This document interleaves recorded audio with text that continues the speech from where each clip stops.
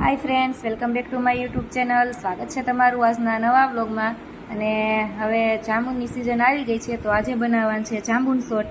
તો એના માટે પહેલાં બધા જાંબુને સાફ કરી લેવાના છે, પાણીથી ધોઈ લેવાના છે, અને ત્યારબાદ ચપ્પુની મદદથી આ રીતના એની જે પલ્પ હોય એ કાઢી લેવાનો છે. એટલે કે જાંબુને બધા બીજથી અલગ કરી લેવાના છે, અને પલ્પ આ રીતે એનો ઉપરથી ચપ્પુની મદદથી લઈ લેવાનો છે.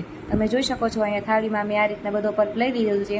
અને ત્યારબાદ એને મિક્સર જારમાં આ રીતના નાખી દેવાનું છે, અને સાથે એમાં આપણે ઉમેરશું થોડીક ખાંડ અને થોડુંક સ્વાદ અનુસાર મીઠું. તો અહીંયા જો તમે જોઈ શકો છો, હું બે ચમચી જેટલી મેં ખાંડ નાખી છે, અને સ્વાદ અનુસાર હું અહીંયા થોડુંક નમક પણ નાખી દીધું છે.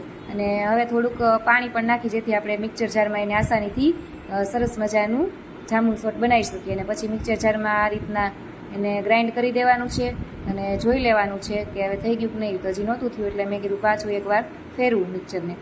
સરસ મજાનું થઈ ગયું છે. અને આ મેં મારે 2 વખત કરવું પડ્યું હતું, ઝાઝા બધા જાંબુ છે એટલે બીજી વખત હવે હું કરું છું. પછી હું તમને સાથે બતાવું. મેં ઝાઝા હતા એટલે 2 વખત મિક્સર જારમાં એને કર્યા છે. જો આ રીતના એકદમ સરસ મજાનું સ્મૂથ પીલાઈ જાય, એટલે કે એનું જ્યુસ બની જાય ત્યાં સુધી એને રાખવાનું છે.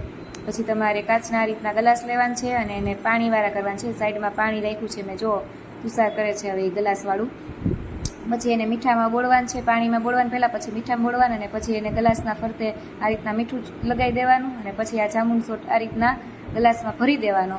અને જાંબુન શોટ આપણે સરસ મજાનો ઘરે બનાવી શકીએ છીએ આ રીતના. જો બહાર આપણે પીવા જઈએ તો 140ના 4 ગ્લાસ આવે છે, પણ અહીંયા 100 રૂપિયાના 1.25 કિલો જાંબુન હતા, એમાંથી અમે 5 ગ્લાસ જાંબુન શોટના બનાવ્યા છે. તો તમે પણ એકવાર ઘરે જરૂરથી ટ્રાય કરજો.